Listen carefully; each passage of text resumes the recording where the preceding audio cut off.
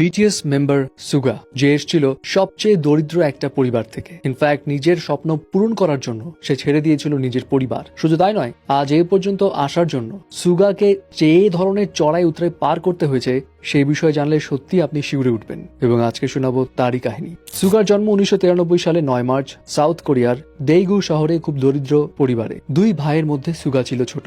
Sugar real name কিন্তু মিন ইয়ন জি। তবে তার সুগার নামটি কোত্থেকে এসছে জানেন? সেটার কাহিনী হলো, সুগা দেখতে অনেক ফর্সা, মানে চিনির মতো, আর চিনিকে ইংরেজিতে বলা হয় সুগার। সো যখন প্রথম বিগ হিট এন্টারটেনমেন্টে সুগা জয়েন করলো, তখন বিগ হিট এন্টারটেনমেন্টের সিইও তার ফর্সা মুখ এবং তার মিষ্টি হাসির কারণে তার নাম দেয় সুগা। অতিরিক্ত ফর্সা এই ছেলেটা একদম ছোটবেলা থেকেই মিউজিকের প্রতি ছিল সাংঘাতিক রকমের ইন্টারেস্টেড।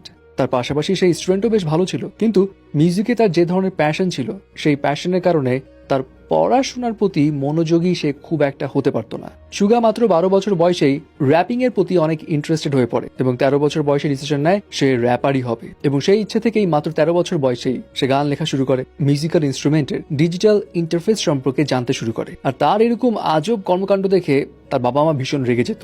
তারা চেত সুগা এইসব মিউজিকের জঞ্জাল তার মাথা থেকে বাদ দিয়ে পড়াশোনায় যেন মনোযোগী হয়, সরকারি চাকরি করে এবং তাদের পরিবার থেকে দারিদ্রতা দূর করে। কিন্তু সুগা তার বাবা মায়ের কথায় পাত্তা না দিয়ে নিজের মতো করে মিউজিক নিয়ে চর্চা চালিয়ে যেতে থাকে, নতুন নতুন সব গান লিখতে থাকে। এবং একটা সময় সিচুয়েশন এত বাজে পর্যায়ে পৌঁছে যায় যে তার বাবা রেগে গিয়ে সুগার লিরিক্সের যেই শিট ছিল সেটা ছিঁড়ে ফেলে। সুগার ফ্যামিলি তাকে তার গান লেখা এই সব কিছু ছেড়ে দেওয়ার জন্য চাপ দিতে থাকে। সুগা যখন বুঝতে পারলো তার পরিবারের সঙ্গে থাকলে নিজের স্বপ্ন পূরণ একদমই করতে পারবে না, তাই তখন সে একদম খালি হাতে পরিবার থেকে বের হয়ে আসে এক অজানা গন্তব্যের উদ্দেশ্যে।